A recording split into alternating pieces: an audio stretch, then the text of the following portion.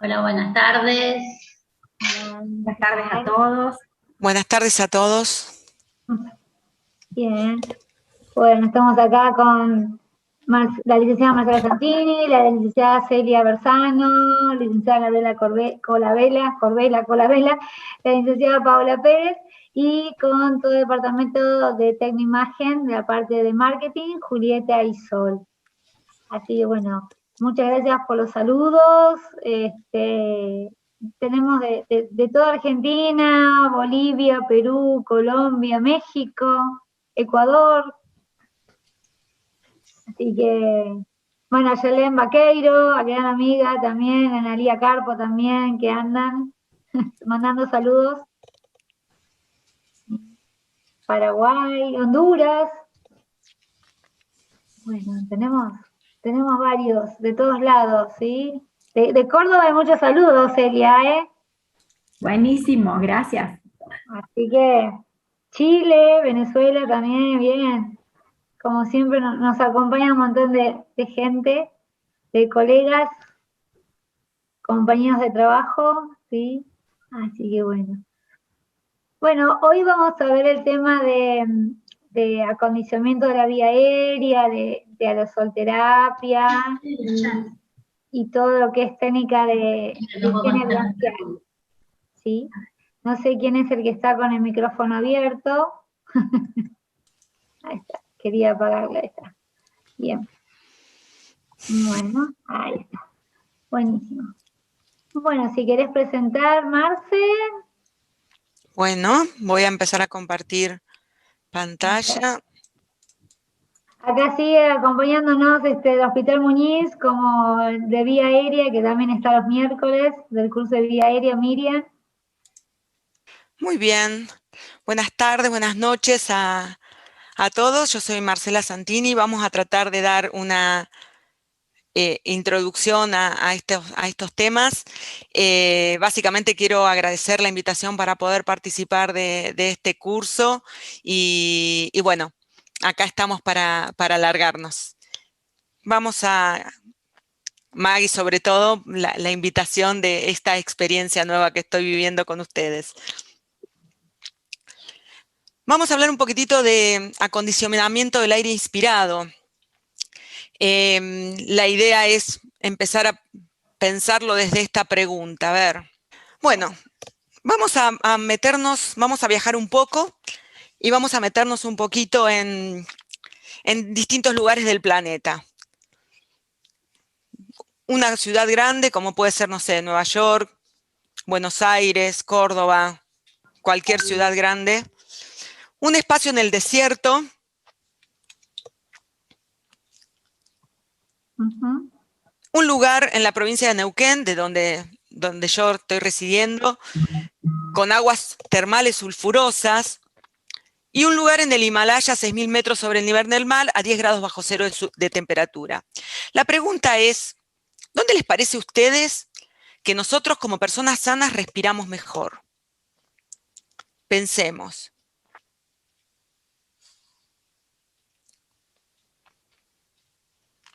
Y les ponemos ahí para que puedan responder. Bueno, la respuesta es, la mayoría, el 50% pensó en las ollitas a 2.000 metros sobre el nivel del mar. La respuesta es que en realidad en todos estos lugares nuestro sistema respiratorio tiene la capacidad de poder adecuar el Ahí está. aire, ¿está? El aire inspirado para que nosotros podamos respirar de manera adecuada, no importa el lugar del mundo en que estemos. Ahí tenemos la... Ahí lo Ok. ven, ¿no? ¿Se ve? ¿Se ven los lugares mejor ahora? Perfecto. Acá vamos a hacer las preguntitas, Marce, como para después poder compararlas, ¿sí? Ok. La segunda Entonces, pregunta que vamos a hacer que tiene que ver con este tema es si la aerosolterapia está siempre indicada como técnica de higiene bronquial, para realizar técnica de higiene bronquial.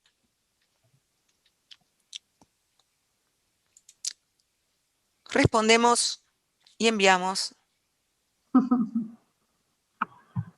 A ver si podemos votar, si nos permite votar a nosotros. Nos permite votar a todas. A todos. A todas. Este es un equipo de trabajo Multidisciplinario, que todos podemos votar. multidisciplinario y que escucha todas las voces. Así que votamos todos. Es bien democrático. ¿Tenemos otra pregunta más? Tiene que estar la contestación.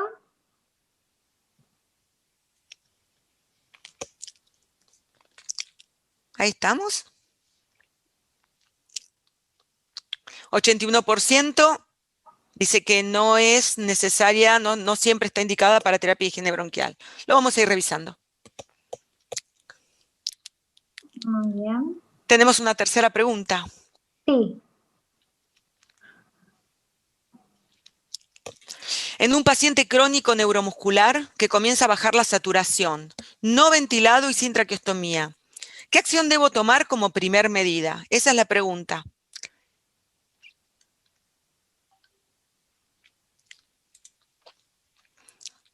Contestamos y enviamos. Si no les suenan las preguntas, pueden ser por ¿cómo es? El Zoom que tengan, ¿sí? Si está actualizado o no el Zoom, por eso puede ser que no. ¿Sí?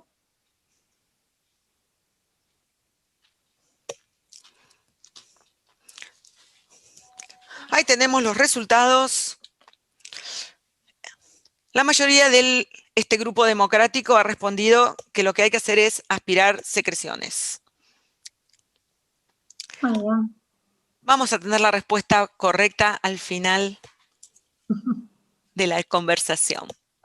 Bueno, entonces dijimos que hemos paseado por el mundo y hemos pensado que en algunos lugares nos va a costar respirar más que otros. Pensemos que nosotros estando sanos tenemos la capacidad de poder visitar todos estos lugares sin que nos sintamos mal, salvo a 6.000 metros de altura, que probablemente algunos necesiten una conexión a algo de oxígeno, a recibir oxígeno suplementario. ¿Qué es lo que hace que nosotros podamos respirar a distintas temperaturas, a distintas humedades ambientes y a distintas alturas, y que el aire llegue a nuestros alvéolos para realizar la hematosis de manera adecuada?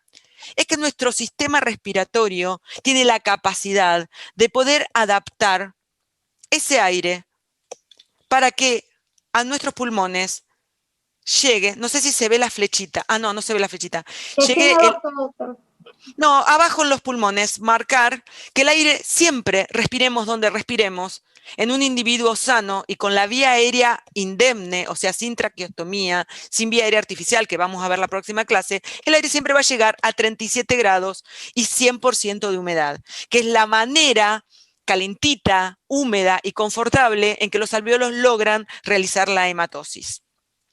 Entonces la pregunta y la charla de hoy viene para que nosotros empecemos a pensar en aquellos pacientes crónicos, enfermos o con vía aérea artificial, qué es lo que tenemos que pensar cuando nosotros intervenimos en estos pacientes, ya que al tener vía aérea artificial o al estar crónicamente enfermos, todos estos mecanismos que vemos en esta imagen, que tienen que ver con el compensar las cualidades o las características del aire ambiente, logran para poder llegar el aire a los pulmones a 37 grados centígrados y a 100% de humedad. Bueno, vamos a pasar a la próxima. Por lo tanto, esta pregunta nos lleva a los tres temas de la charla de hoy, que son humidificación, oxigenoterapia y aerosolterapia. La próxima. Vamos a arrancar por oxigenoterapia. Estamos en el Himalaya, 6.000 metros de altura, y vamos a necesitar oxígeno si estamos sanos, pero muchos de nuestros pacientes enfermos, viviendo en Buenos Aires, a cota cero, o en Neuquén, o en cualquier lugar a nivel del mar, van a tener alteraciones en el intercambio gaseoso y probablemente necesitemos darles oxígeno. El primer concepto que tenemos que tener es que el oxígeno es una droga, y como tal tiene que indicarse y tiene que dosificarse. ¿A qué denominamos oxigenoterapia? Al aporte de oxígeno en una concentración mayor a la que nosotros respiramos en aire ambiente a cota cero. La próxima.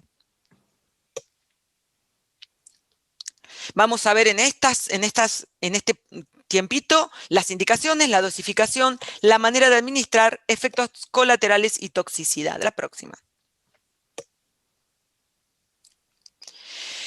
¿Qué nos va a hacer sospechar que un paciente está con necesidad de oxígeno suplementario? Un paciente que presente cianosis, disnea, palpitaciones, confusión mental, parestesias, hormigueos en las manos, disminución de la diuresis por falta de aporte de oxigenación a órganos nobles, hipotermia, dolor y calambres abdominales. Fíjense que son manifestaciones tisulares de la falta de aporte de oxígeno en el metabolismo de distintos tejidos, que cuanto más noble sea el tejido al cual le falta oxígeno, mayor va a ser la manifestación de hipoxemia o de hipoxia que va a tener este paciente. La próxima.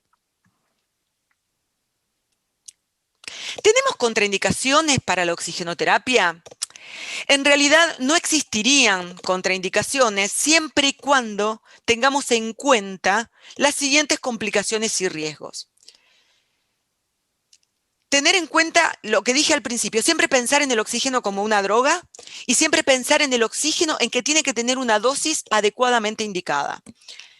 ¿Qué nos puede pasar? El oxígeno en exceso puede generar toxicidad pulmonar y esto puede incluir una alteración en la función de las cilias, con lo cual me alteraría el clearance mucociliar, ¿sí? Y alteración leucocitaria. También el exceso de oxígeno en aquellos pacientes que le damos más oxígeno y no lo necesitan, pueden llegar a tener atelectasias por absorción.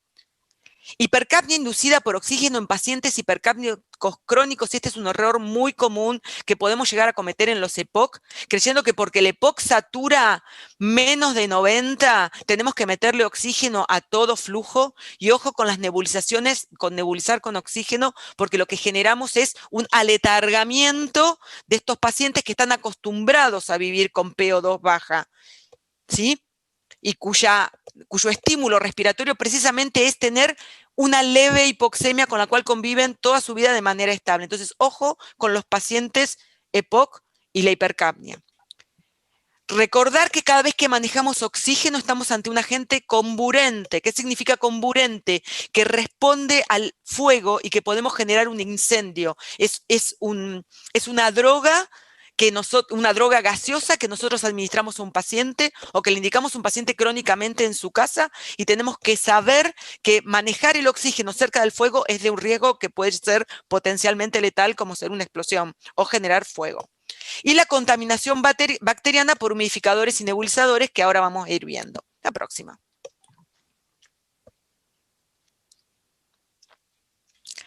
¿De dónde sale el oxígeno que nosotros le indicamos a los pacientes? Y esto es importante verlo porque muchas veces dejamos el flumíter de oxígeno abierto como si el oxígeno el oxígeno en una clínica o la oxigenoterapia proviniera de un oxígeno de una fuente que dura para siempre. En realidad, las instituciones cargan de oxígeno a sus bocas de oxígeno. Entonces, cuando no utilizamos el oxígeno, debemos cerrarlo. Y si el paciente necesita menos oxígeno, debemos disminuir el flumíter de oxígeno. ¿Por qué? Porque tenemos que hacer lo que se denomina uso racional del oxígeno. Y esto lo destaco porque en esta época de pandemia, donde conseguir oxígeno en algunos lugares es complicado, es necesario que sepamos cuidar el oxígeno que se administran desde las instituciones. La próxima.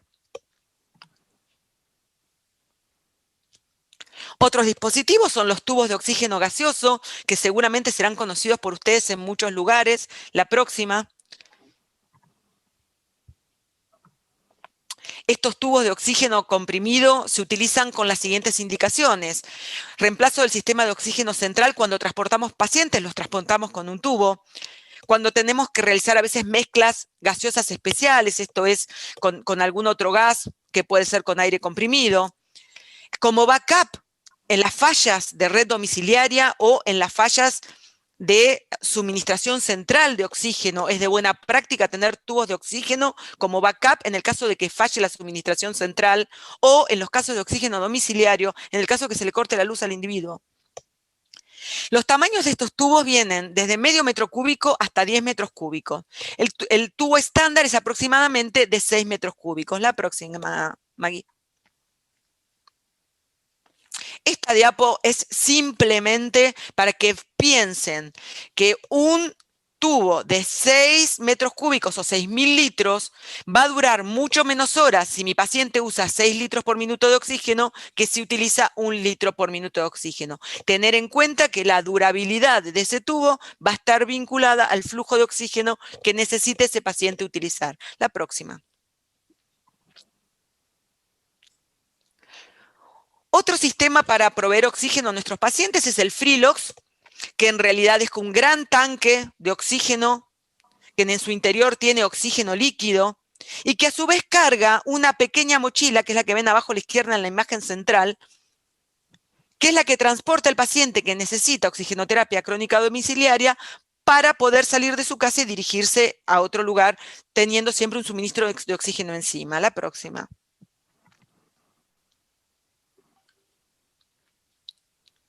Estos tanques pueden almacenar grandes cantidades de oxígeno. ¿Por qué?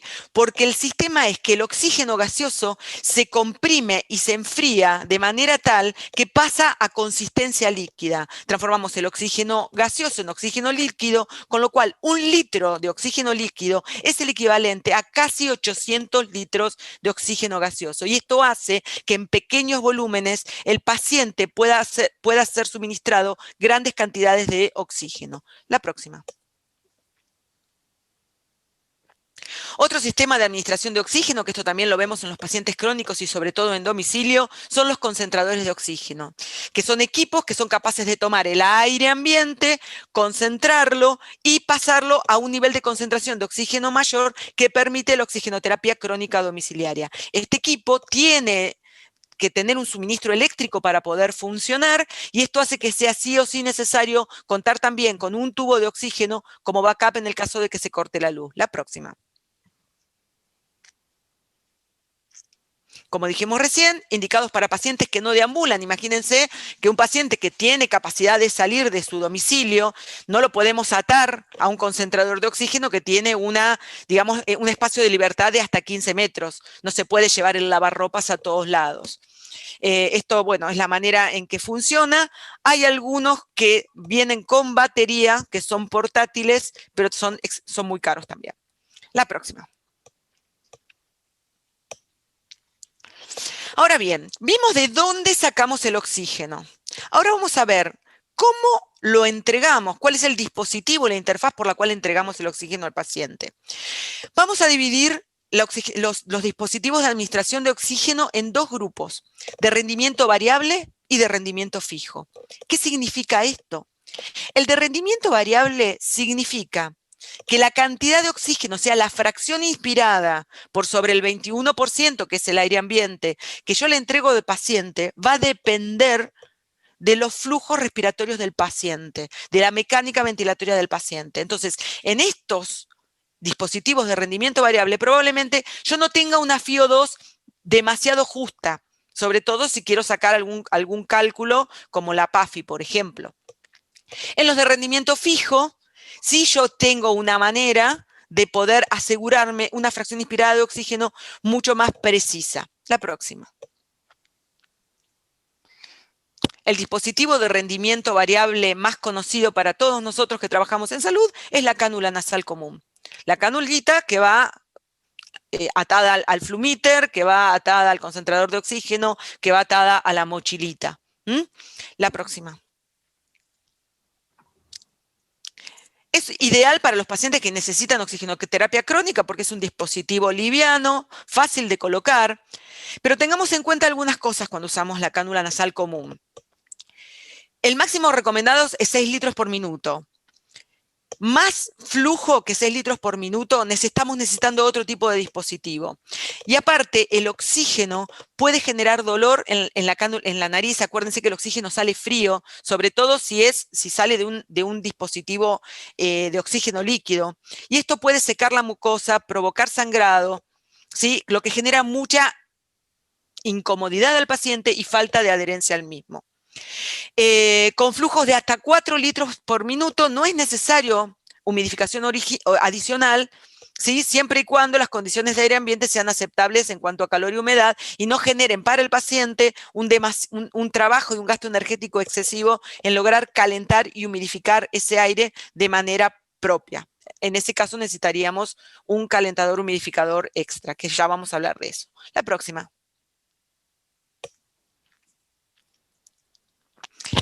Para que tengan en cuenta, es un detalle, lo van a ver cuando accedan a la clase, que a distintos flujos de oxígeno yo puedo tener aproximadamente una fracción inspirada diferente. Cuando yo doy oxígeno a 1 litro por minuto, la fracción inspirada es 0,24 y aproximadamente por cada litro de oxígeno que yo le agrego a la cánula nasal, le estoy sumando un 0,4 de fracción inspirada de oxígeno al paciente. Esto implica 2 litros 0,28, 3 litros 0,32, etcétera, etcétera. Pero, como dijimos que era un dispositivo de administración de flujo variable, va a depender, fíjense el cuadrito de abajo, de cómo respira el paciente.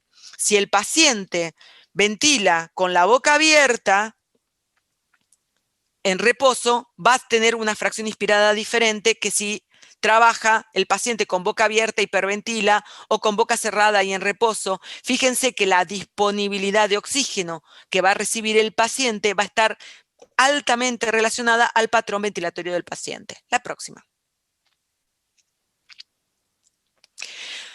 Escalada, no llegamos con 5 litros, al paciente todavía necesita más oxígeno, pasamos a la máscara facial simple, que también tiene las mismas características.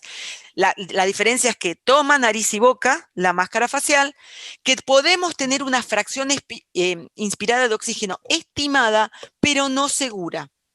Y esto también va a depender del flujo del paciente, del flujo respiratorio del paciente, de que si tiene mucha dificultad, de si tiene tiraje, de si tiene disnea, de si necesita flujos altos. No nos olvidemos que la sed de aire, cuando un paciente tiene sed de aire, eso significa que necesita flujo.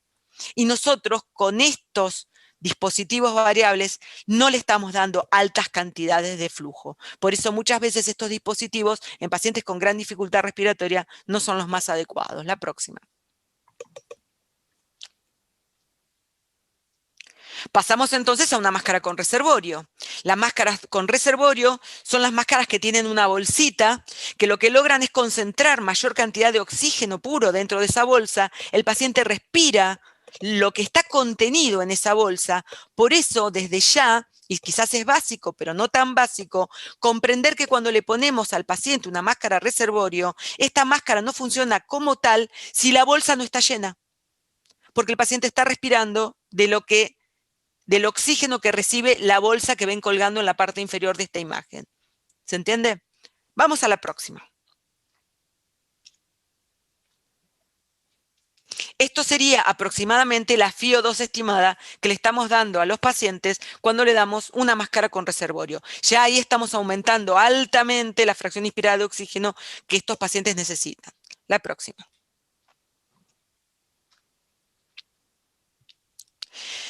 ¿Qué son los dispositivos de rendimiento fijo? Son aquellas máscaras que tienen un dispositivo denominado Venturi que lo que hacen es aumentar el flujo y lograr una mezcla entre el aire ambiente y el oxígeno que yo proporciono que me aseguran una fracción inspirada mucho más certera y me aseguran una fracción inspirada en realidad. La próxima. Fíjense cómo es el sistema, donde dice P2 y ven unas flechitas que van entrando finito en gris. No sé, Maggie, si lo podés marcar. Ahí, donde marca Maggie, está entrando el oxígeno en color gris. Pero fíjense que el dispositivo Venturi tiene a través de la letra C unos agujeritos por los cuales pasa el oxígeno y chupa el aire ambiente del exterior. Esto lo que hace es dos cosas: generar la mezcla entre oxígeno y aire ambiente que me va a dar la fracción inspirada que queremos, y por segundo lugar, aumentar grandemente, en gran cantidad, el flujo que le administro al paciente. Entonces, estas máscaras que generan altos flujos para los pacientes con dificultad respiratoria que tienen sed de aire son más confortables. Y por otro lado, me aseguran una fracción inspirada que es la que yo busco conocer para poder sacar una SAFI, una PAFI, etcétera, los índices de oxigenación. La próxima.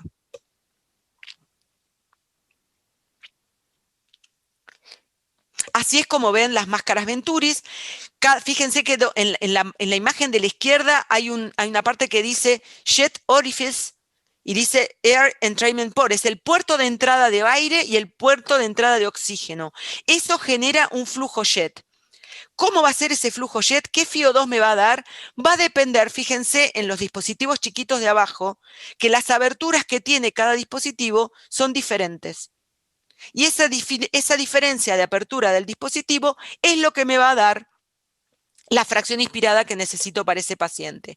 En el cuadro de la derecha, cada uno de esos dispositivos chiquititos o Venturis que llamamos comúnmente tiene un color y cada color representa a una fracción inspirada de oxígeno diferente. Siempre y cuando yo le ponga un flujo mínimo que es el que tienen en la tercera columna. Fíjense que el flujo mínimo de 4 litros más el aire que toma el Venturi, me van a dar un flujo total de aire muy alto, que es lo que necesita mi paciente con sed de aire. De ahí la utilidad de estas máscaras tipo Venturi como dispositivo de entrega de oxígeno, sobre todo en los niveles de internación y hospitalarios. La próxima. Acá tenemos otra muestra más del cuadrito que vimos recién, la próxima. Y ya pasamos a los resucitadores manuales o los clásicos conocidos AMBU. Los AMBU los utilizamos para reanimación, los utilizamos para preoxigenar pacientes que van a recibir algún tipo de instrumentación de la vía aérea, ¿sí? Y son dispositivos que tienen la capacidad de entregar una alta fracción inspirada de oxígeno. ¿Qué tenemos que cuidar con esto? ¿Cómo ambuceamos a los pacientes? ¿Sí? Recordemos que nosotros respiramos 500 mililitros en un general. Si yo tengo una bolsa de reservorio, una bolsa de AMBU que tiene 1 litro aproximadamente, que es la de adultos, y le aprieto con las 2 manos, lo que le estoy dando es 1 litro de oxígeno por cada respiración, con una presión muy alta.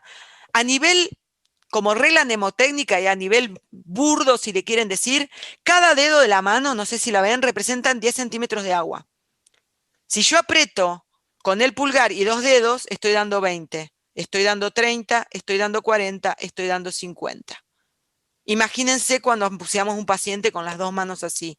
Le estamos generando tremendas presiones en la vía aérea con enormes flujos que dañan, ¿sí?, el alvéolo pulmonar. La próxima. He visto generar neumotórax por ambucear así que no es chiste. Conclusión de este momento. ¿Qué puntos nos tendrían que quedar bien claros? Primero, que la administración de oxígeno es un tratamiento vital. Segundo, que es una droga y debe ser indicada como tal. Tercero, que esa indicación tiene que ser adecuada a los requerimientos del paciente y que el paciente puede variar, por lo tanto el requerimiento puede variar, ¿sí? Y que el monitoreo en la utilización de esta droga es indispensable para no dañar y no generar problemas o toxicidad de oxígeno por el paciente. Acá a la izquierda, si bien está en inglés y sale de un consenso inglés sobre oxigenoterapia, la indicación médica dice poner oxígeno con mucha frecuencia, un poquito de oxígeno con mucha frecuencia. Y muchas veces las indicaciones médicas dicen, bueno, ponele un poquito de oxígeno. ¿Qué es un poquito? ¿Con qué frecuencia? La manera correcta de indicar la oxigenoterapia es indicar oxigenoterapia, el dispositivo y el rango de saturación que yo quiero tener en ese paciente para ir adecuando el flujo de oxígeno a las necesidades de ese paciente, que en algún momento puede desaturar y tengo que subirle el oxígeno y en algún otro momento no ser tan así y poder bajarle el flujo de oxígeno para no generar toxicidad y para cuidar el oxigenoterapia en estos tiempos donde es un insumo tan difícil de conseguir. Pasamos a la próxima. El otro punto de cuando respirábamos en el Himalaya o en las ollitas o a cota cero o en Nueva York, Buenos Aires, Córdoba, tiene que ver con la humedad ambiente del aire que yo estoy respirando. Nuestro organismo tiene la capacidad de humidificar el aire, ya respiremos a 10% de humedad o a 100% de humedad. ¿Sí? Entonces, lo que tenemos que tener en claro son dos conceptos. Primero, ¿qué es la humedad absoluta? La humedad absoluta es la cantidad real de agua que tiene un cierto volumen de aire, ¿sí? ¿Y qué es la humedad relativa? Es la humedad absoluta expresada en porcentaje. ¿Cómo yo calculo la humedad relativa? Es la humedad absoluta sobre la capacidad máxima que tiene este gas de contener oxígeno por 100. Cuando nosotros en el clima nos dicen hace 50% de humedad, significa que la mitad del ambiente está saturado de humedad. Llegar a 100% de humedad es llegar a la saturación total de ese gas. Lo que tenemos que tener en claro es cuanto más caliente es el gas, cuanto más alta es la temperatura del gas, más capacidad de tener agua, de tener humedad, tiene ese gas. La próxima. Entonces, volvemos a repetir la primera imagen. ¿Qué hace nuestro cuerpo? Por ejemplo, nosotros respiramos el aire a temperatura de 22 grados, una tarde de primavera en cualquiera de las ciudades que habitan ustedes, donde el aire ambiental, donde la humedad relativa es al 50% y el aire ambiental tiene 10 miligramos por litro de oxígeno, de aire ambiente.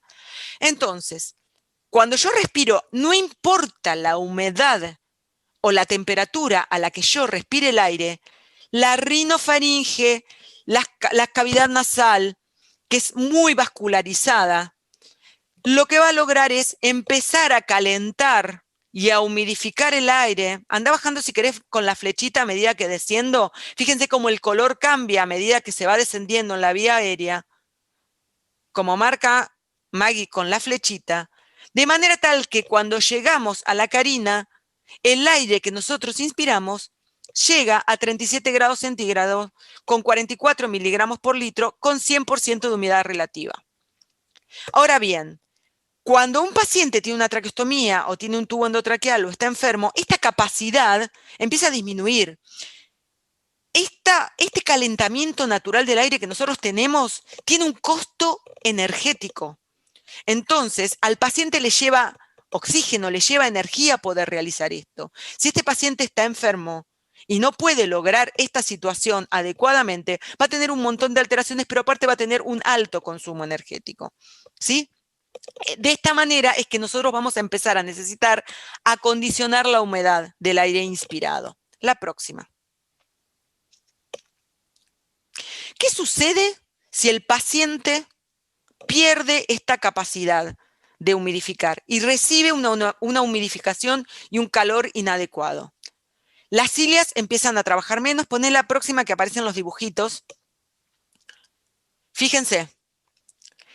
En el cuadradito de arriba tenemos las células epiteliales de la tráquea con las cilias trabajando, ¿sí? en una normal limpieza de la vía aérea.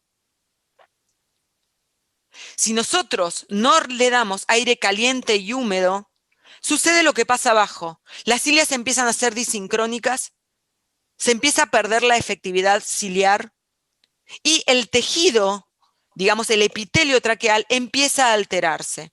Vamos a tener daño de las glándulas mucosas, desorganización del epitelio de la vía aérea. Con esto lo que va a suceder es que se van a espesar las secreciones porque la humedad no es la adecuada.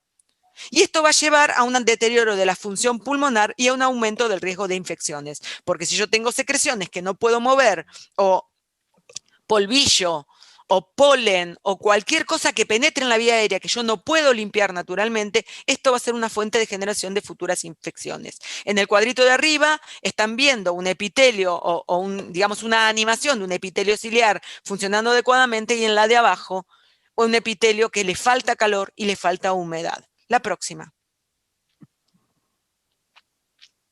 Más allá de eso, lo que estamos viendo ahora es una imagen de micrografía. Esto sí es epitelio.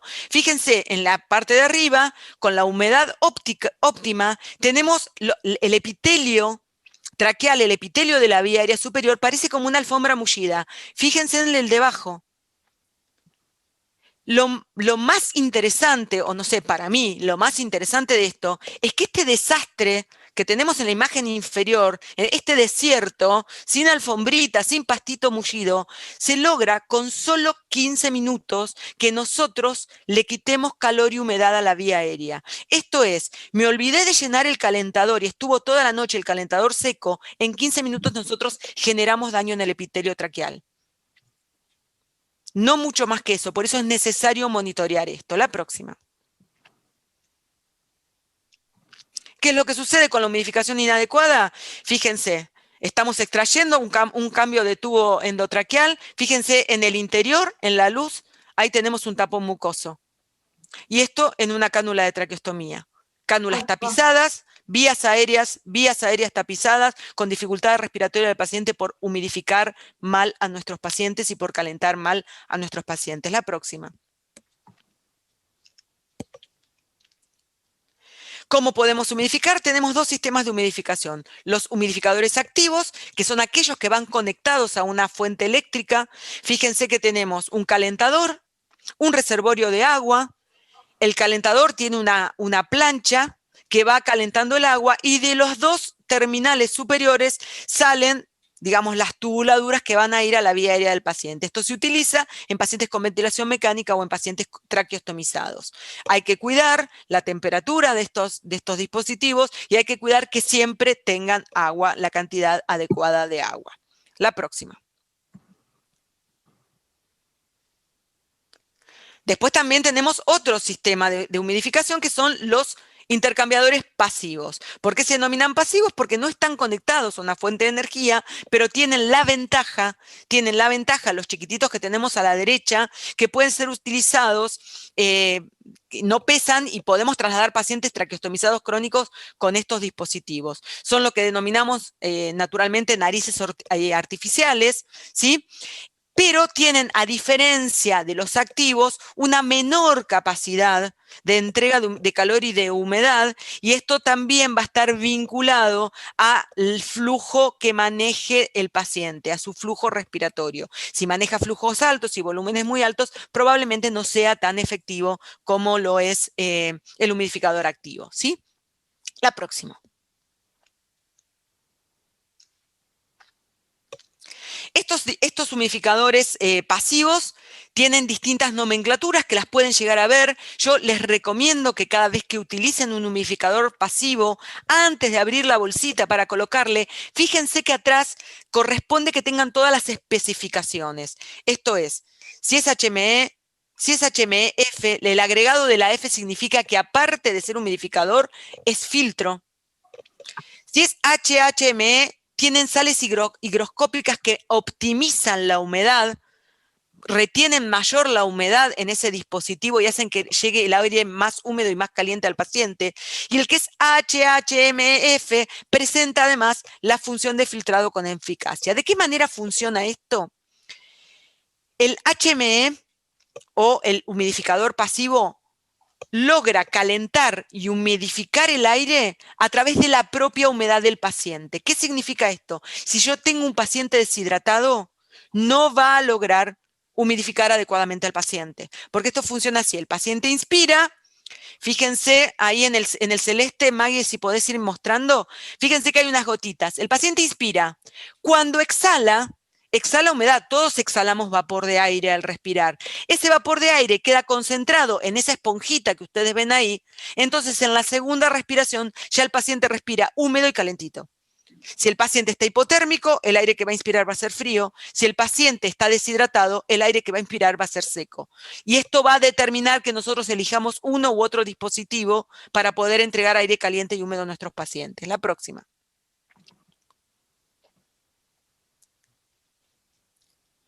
Contraindicaciones, por lo tanto, van a ser si tenemos secreciones abundantes y espesas, porque podemos tapar con la tos y una secreción el humidificador. Lo que dije recién, hipotermia, deshidratación, secreciones con sangre, porque los coágulos pueden generar también la obstrucción del humidificador y el paciente tener dificultades para respirar. Y claramente cada vez que hacemos la entrega de una droga, como una nebulización, debemos retirar el HME, porque si no la medicación va a quedar impactada en el HME y no va a ser eficiente como droga en la administración al paciente. La próxima. Bueno, y esto es pensarlo, ¿no? Si el aire en las nubes es puro y fino y vigorizante, ¿por qué no debería ser así lo que reciban nuestros pacientes? Y en este caso nosotros estamos encargados de que esto sea de esta manera. Pasamos a la próxima, que sería aerosolterapia.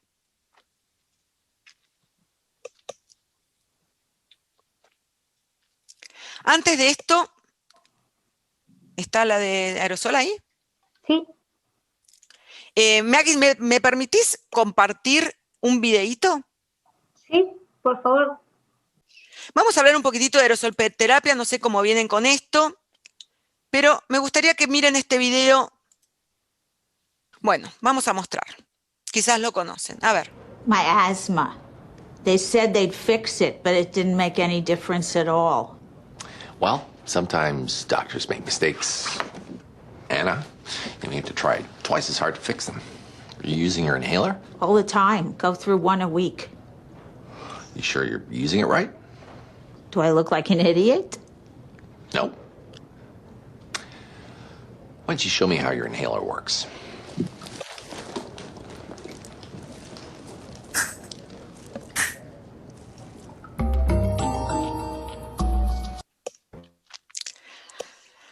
Esto sería... Esto sería la introducción a la próxima charla, que es aerosolterapia.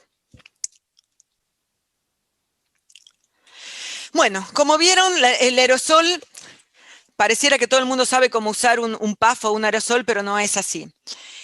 Vamos a definir la aerosolterapia como la entrega de medicación a través de un aerosol, y un aerosol es nada más ni nada menos que partículas líquidas pequeñas que están distribuidas dentro de un espacio gaseoso. Nosotros tenemos que entender que cada vez que realizamos un aerosol, esto va a depender, va a haber factores que van a incidir en la entrega de la medicación. Y esto tiene que ver con factores clínicos y factores físicos. Los factores físicos tienen que ver cómo viaja esa gotita de agua desde que sale del dispositivo hasta que llega a la vía aérea. Y los factores físicos son tres. El primero es la impactación inercial, que es, sale la gotita y va a chocar contra lo primero que encuentra. El segundo es la sedimentación, es que sale la gotita, va flotando y se va a ir sedimentando, cayendo por el propio efecto de la gravedad. El aire inspirado va a ser el que va a lograr que esa partícula viaje. Y la tercera es la difusión, que es cuando llega y se deposita, difunde a través del mecanismo de difusión hacia el interior del organismo. Ahora bien, estos factores físicos, están vinculados a factores clínicos, que tienen que ver con el tamaño de la partícula. Si yo tuviera que inspirar una piedra del tamaño de un grano de sal, claramente se me quedaría atrapada en la nariz. Entonces, al ser más pequeñito, va a poder penetrar con más profundidad. Y esto tiene que ver con el tamaño de la partícula, ¿sí? Que se denomina, en el caso de los aerosoles, masa media aerodinámica.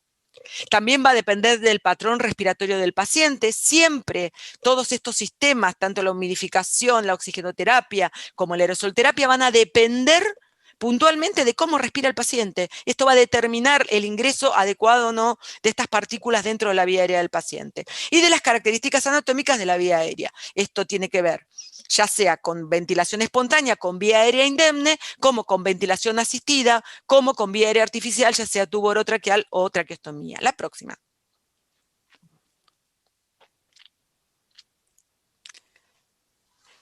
Esto tiene que ver el tamaño, la dosis media aerodinámica de la gotita que sale, ya sea del PAF, de la nebulización o del dispositivo que utilicemos, según la medida que se mide en micrones, va a ser a dónde llega la partícula o la medicación. Si nosotros tenemos partículas grandes, el resultado va a ser que la partícula va a quedar en vía aérea superior. Si tenemos partículas que van entre 5 y 2 micrones, son las partículas adecuadas, las más recomendadas, que son las que van a tener efecto clínico en el paciente porque van a penetrar hacia la vía aérea más inferior. Las partículas entre 1 y 2 micrones pueden llegar hasta los alvéolos o por lo menos hasta los niveles de bifurcación del sistema de conducción que empiezan a generar intercambio, pero las partículas demasiado pequeñas terminan siendo inestables, no depositan, no difunden y terminan siendo espiradas. Entonces es importante tener en cuenta el tamaño de la partícula para que yo pueda tener el efecto terapéutico cuando realizo aerosolterapia. La próxima.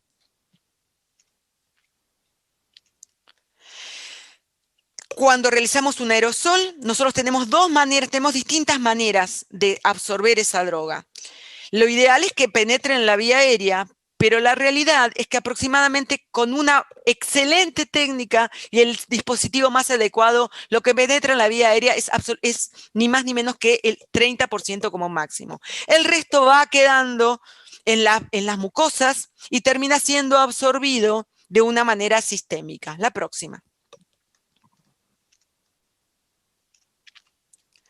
¿Cuáles son los dispositivos de aerosolterapia más comunes y más utilizados? Son los nebulizadores, los MDI o los PAF, los comúnmente denominados PAF, y los DPI, que son los inhaladores de polvo. La próxima. Nebulizadores tenemos muchos.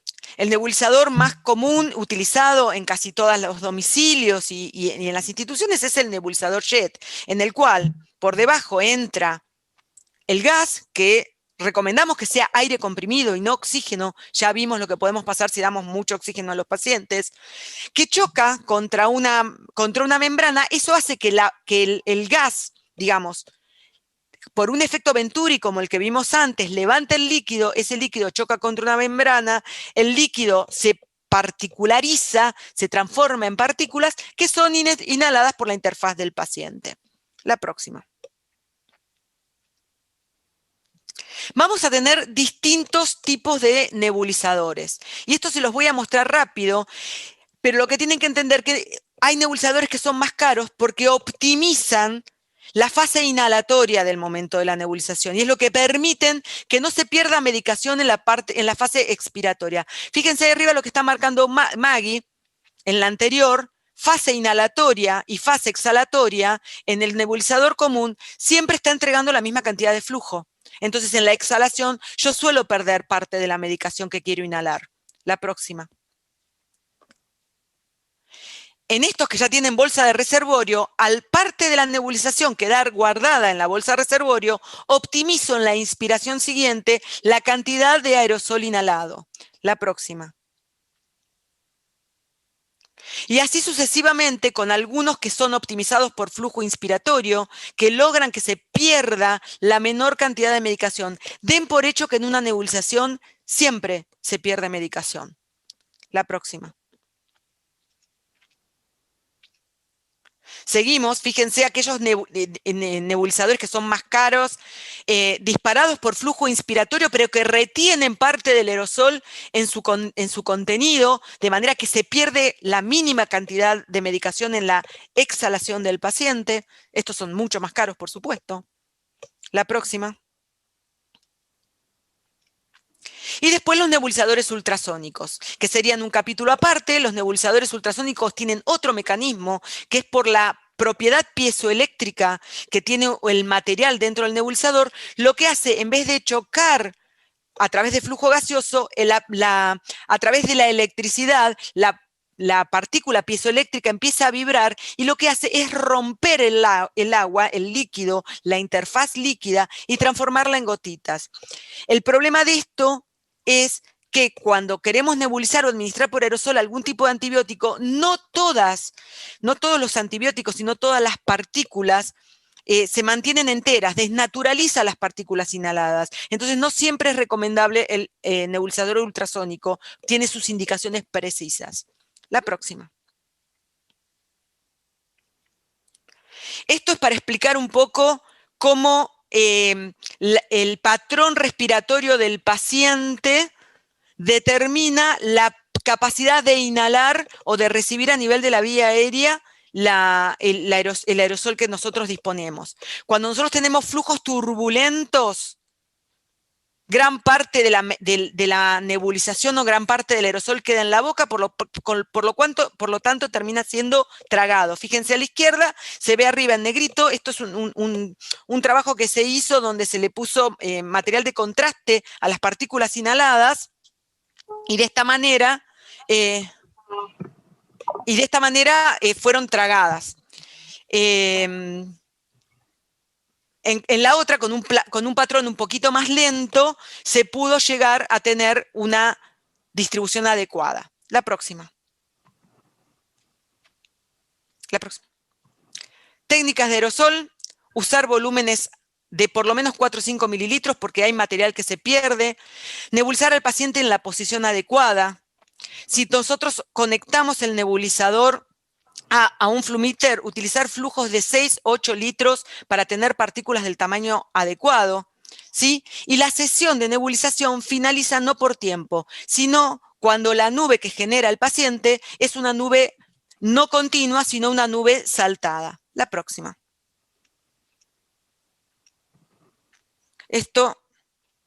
La próxima.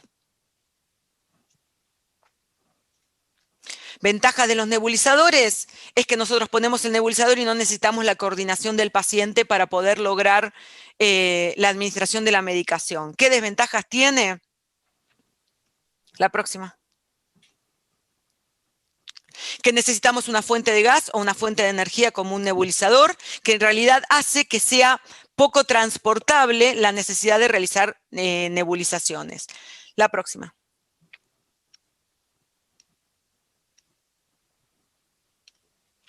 Aerosoles. La próxima. Cuando nosotros utilizamos un aerosol, tenemos que tener en cuenta lo siguiente. Esta sería la anatomía interna de un dispositivo de aerosol. Fíjense que tiene una interfaz gaseosa y una interfaz líquida. Y fíjense que hay como un cuadradito ahí en el medio, que es la que carga, lo que está marcando Maggie, que es lo que carga la dosis. ¿Por qué quiero que tengan en cuenta esto? Porque es necesario que ustedes sacudan siempre el dispositivo de PAF antes de realizar el PAF para que ese cuadradito se cargue y se pueda obtener la dosis. Y en segundo lugar, siempre hacerse el PAF boca abajo precisamente para que salga el líquido acompañado de la interfaz gaseosa. Esto es parte de la técnica adecuada de la realización de un PAF. La próxima. Miren la foto, es necesario que haya un espacio entre la administración del PAF y la boca del paciente. No es adecuada la técnica de cerrar la boca alrededor del PAF porque necesitamos o un mediador que permita esa distancia, digamos, adecuar el tamaño de las partículas para que puedan ser realmente inspiradas. La próxima. ¿Qué ventajas tiene la utilización de un PAF? Que son baratos, que son fáciles de transportar, que son pequeños, lo puedo llevar en el bolsillo, lo tengo todo el tiempo a mi disposición.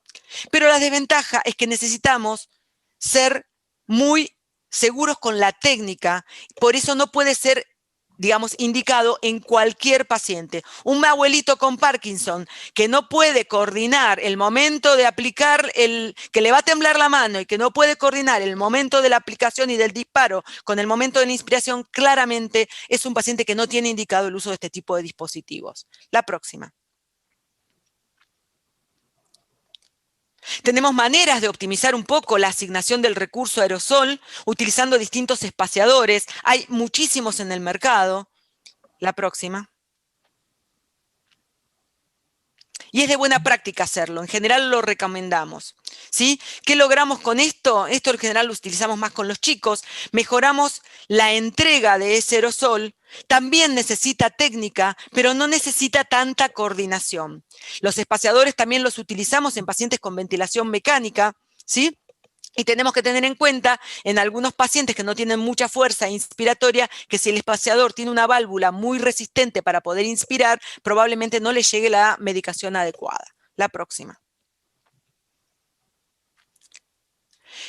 El otro dispositivo que tenemos es el DPI, que es el inhalador de polvo, de los cuales tenemos dos que son muy conocidos, que son el Turvaler y los discos. La próxima. ¿En qué se caracterizan estos dispositivos? Ahí tenemos el Turvaler, que en general son como si tuviera pequeños blisters adentro del dispositivo que tienen el polvo. Nosotros tenemos que hacer algún tipo de maniobra para liberar ese polvo y el paciente se coloca el dispositivo en la boca e inhala. Inhala profundamente. Fíjense que en este de acá abajo, en la parte inferior donde dice Rotating Dosage Disc, fíjense que tiene ahí como que se va cargando la dosis y el paciente, una vez que se carga la dosis, la inhala. ¿Sí? Esto sí va con la boca alrededor del dispositivo. La próxima. El sistema de discos, muy conocido el Ceretides, si vamos a tener si vamos a hacer una marca, un nombre. Fíjense que ahí en el interior tiene un blister donde cada pastillita tiene la dosis adecuada. Al correr el dispositivo, ese blister se rompe, se abre el polvo y el paciente inhala directamente sin necesidad de coordinar entre el disparo y la inhalación. La próxima. Esto es una muestra de la técnica. La próxima. Y las ventajas y las desventajas. Ventajas. Son fáciles de llevar en el bolsillo, en la cartera, tiene un contador de dosis, se dispara por la inspiración y no tiene gases, ¿sí? Ahora, las desventajas es que son mucho más caros.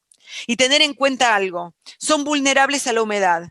Me ha pasado tener pacientes que el disco, el Ceretide, lo guardaban en el baño donde se bañaban. Entonces el polvo se concentra y cuando tiene que disparar la dosis no es la adecuada, ni la partícula tiene el tamaño adecuado.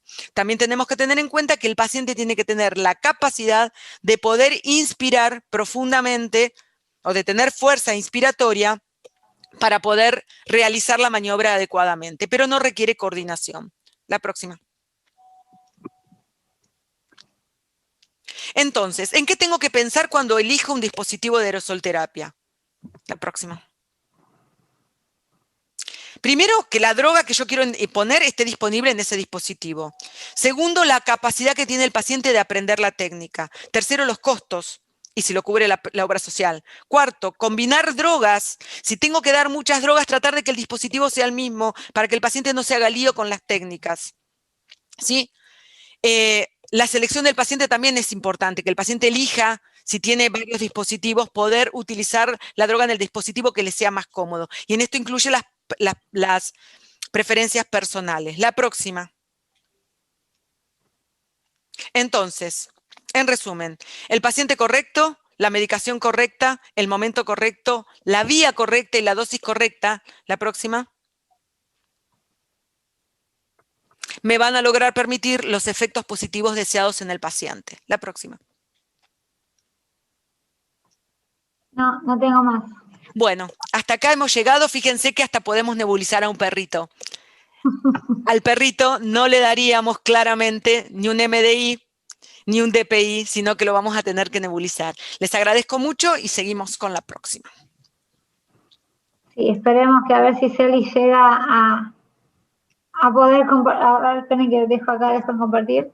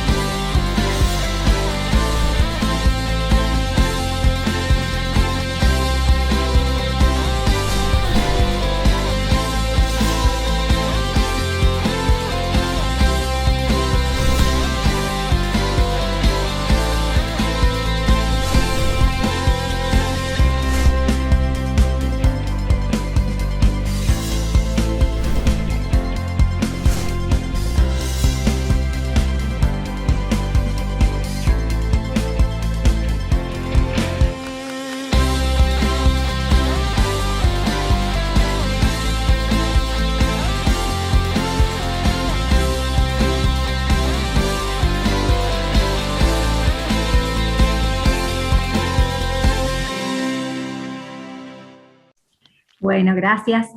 Voy a tratar de ser rápida. Me quedan 6 minutos. No, 5. Pero bueno, a lo que habíamos programado. No, ya sé. ¿No es hasta las 8:30? Más. Sí. Por eso ¿Es hasta las 8:30? Sí, ya sé, pero habíamos programado para las preguntas, ¿no? Está bien. Ah. Y así después respondemos. Voy a tratar de ir lo más rápido que pueda. Bueno, gracias y gracias de nuevo a Maggie y a Tecnoimagen por la invitación. Entonces voy a hablar un poquito de las técnicas de higiene bronquial, que ya sabemos que son esas técnicas que se dirigen a permeabilizar la vía aérea, a fomentar la relajación de los pacientes y a hacer también una reeducación respiratoria. No nos olvidemos que frente a estos cambios que se producen frente a una dificultad o un problema o un proceso respiratorio sumado a un evento que les ha dejado a los pacientes con algún tipo de situación que los ha vuelto precisamente crónicos, han cambiado estos famosos patrones de ventilar, y por eso también tenemos que trabajar en las técnicas. Mientras más adaptamos a esta posibilidad, más efectivas son en nuestros pacientes. Siguiente, Maggie. De las cuestiones básicas a la hora de plantear algún tipo de técnica para higiene bronquial, tenemos que pensar en esto, en este famoso patrón que tiene el paciente. El paciente obstructivo, característico por el atrapamiento aéreo y ese mal manejo de los flujos. El paciente con un patrón restrictivo que maneja volúmenes bajos de aire, y el paciente con un patrón mixto que tiene complicado toda su situación porque tiene disminuido todos los valores en cuanto a los volúmenes y a las capacidades, ¿no? Entonces, eso hace difícil esta posibilidad de entrada y salida del aire, que es realmente lo que moviliza las secreciones en los pacientes, ¿no? Siguiente.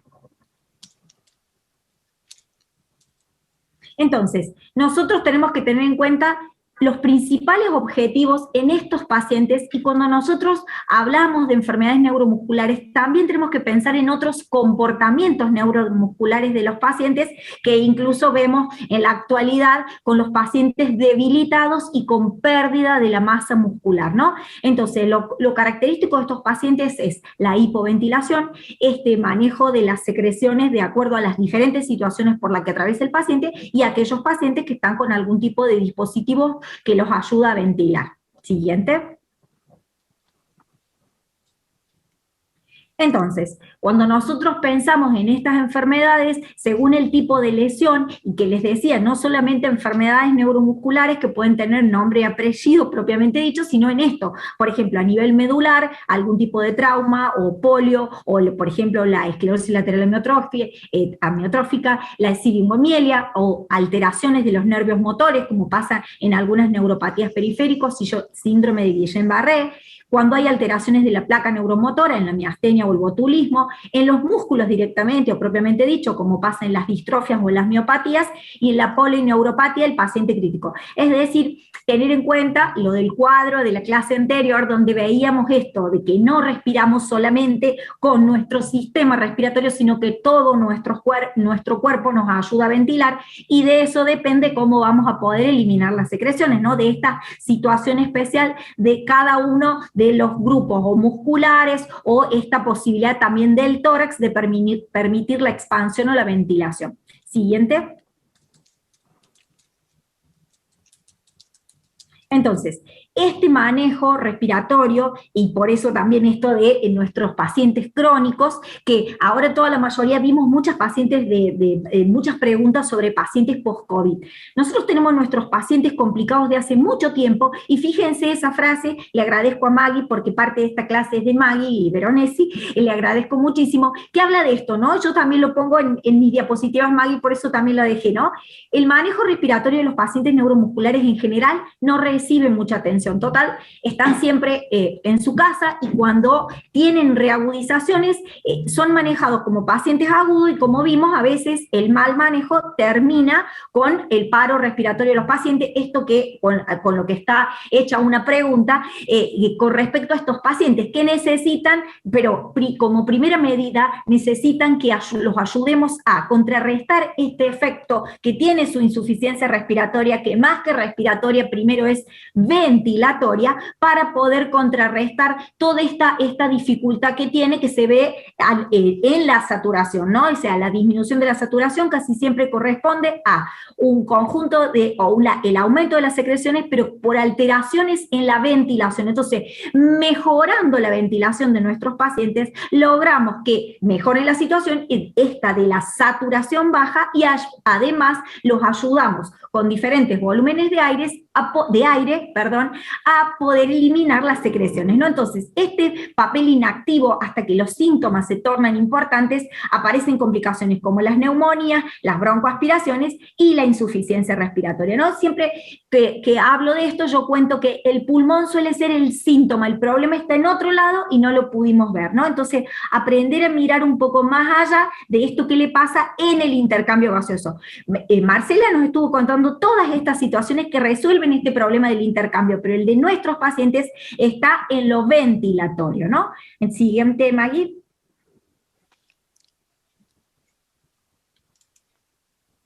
Entonces, en estos pacientes nosotros que tenemos que tener en cuenta la famosa debilidad tanto de los músculos intercostales como del diafragma y de los abdominales, ¿no? Estas alteraciones del control ventilatorio que, como decía Marcela, el tema de a veces estos pacientes, por ejemplo, EPOC, el hecho de estar hipoxémicos estimula la ventilación. Cuando nosotros aumentamos el nivel de oxigenación, la hipercapnia genera todos los trastornos, ¿no? Y pueden terminar con el paro de nuestros pacientes y el fallecimiento. De hecho, tengo anécdotas del día de hoy, lamentablemente, fallecimientos de pacientes a causa de esto. Manejo de oxigenoterapia indiscriminada en pacientes que tienen hipoventilación, señala Maggie, hipoventilación, y en vez de pensar en ventilarlos, se pensó solamente en corregirle este problema de la saturación. Era claro el problema del paciente, pero bueno, yo por ejemplo solo trabajo con los crónicos, no estoy en las terapias intensivas, entonces bastante difícil. Y además se le agrega a estos problemas el tema de la restricción torácica, ¿no? Entonces, no puedo ventilar por diferentes razones, o porque estoy debilitado, o porque tengo una alteración de mi control ventilatorio, o porque tengo una restricción torácica, por ejemplo, porque tengo una escoliosis, entonces está afectada la tos, y por lo tanto, infecciones respiratorias con aumento de este producto y esa alteración del transporte mucociliar. Entonces nosotros tenemos que pensar qué técnica vamos a usar para estos pacientes que tienen alteradas todas estas situaciones. Entonces, siguiente, Maggie.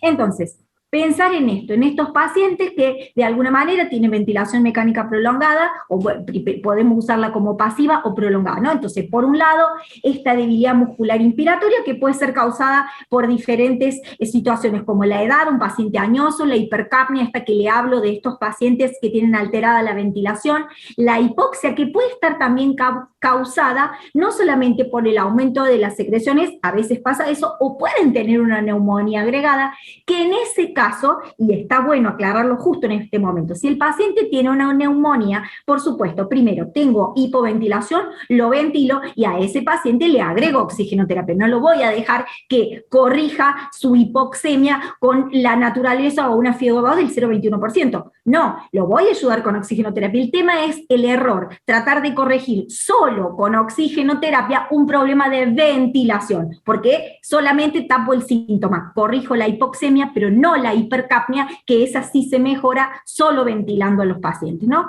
Además, la malnutrición que desacondiciona toda la musculatura, además el uso de corticoides, más esta famosa polineuropatía que hablamos la clase pasada, ¿no? Todo esto vuelve a lo mismo, mayores cargas y demandas a los músculos respiratorios, con esta famosa atrofia, pérdida de la fibra, la disminución de toda esta, de la fuerza y de la resistencia, ¿no? Entonces, cuidado con estas situaciones de nuestros pacientes post-ventilación, ¿no? Siguiente, Maggie.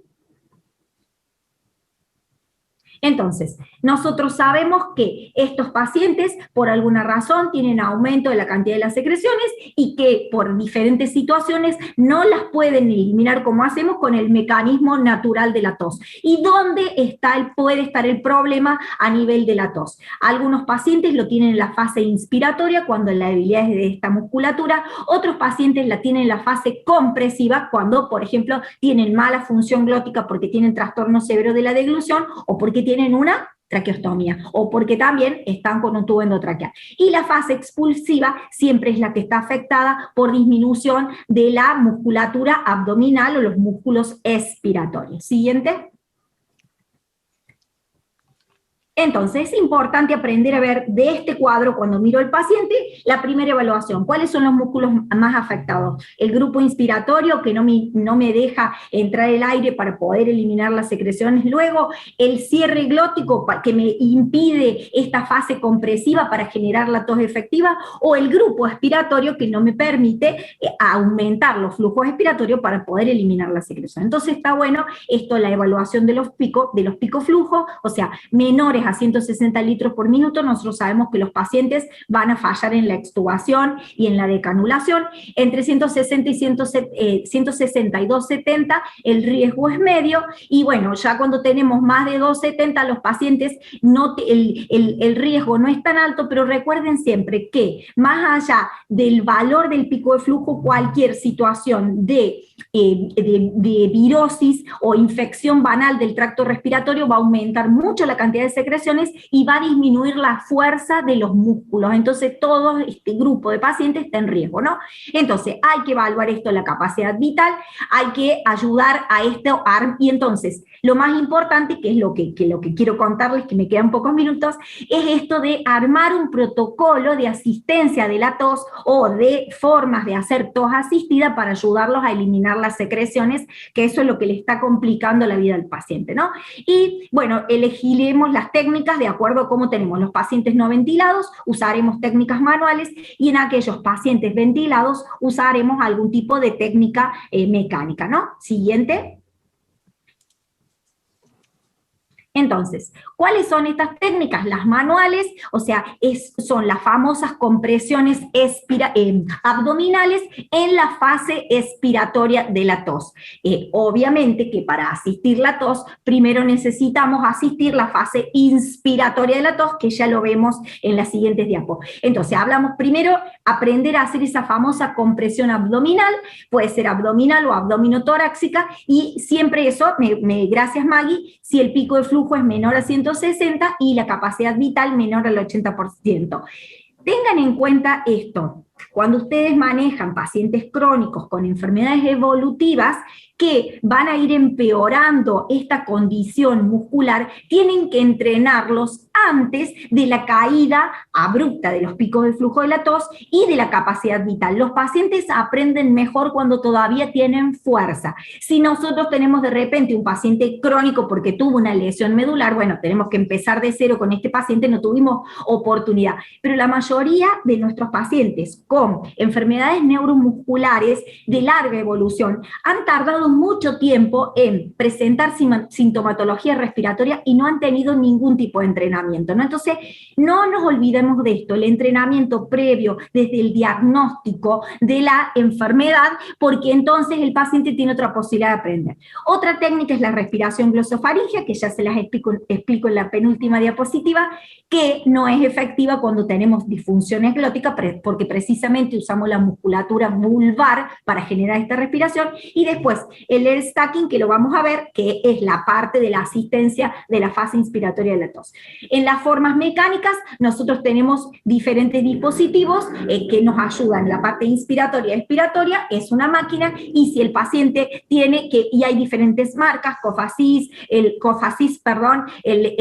NIPI y el Pegaso, son diferentes marcas, todos tienen un objetivo de insuflar aire con determinada presión y luego exsuflarlo o hacerlo una eliminación abrupta para que el paciente pueda eliminar las secreciones. Si hay algún tipo de ventilación, en ese caso nosotros también podemos usar el tema de los dispositivos de ventilación para aumentar el tema de la presión positiva y luego hacer la asistencia expiratoria de la tos de estos pacientes, que podemos hacerlo en la fase expiratoria.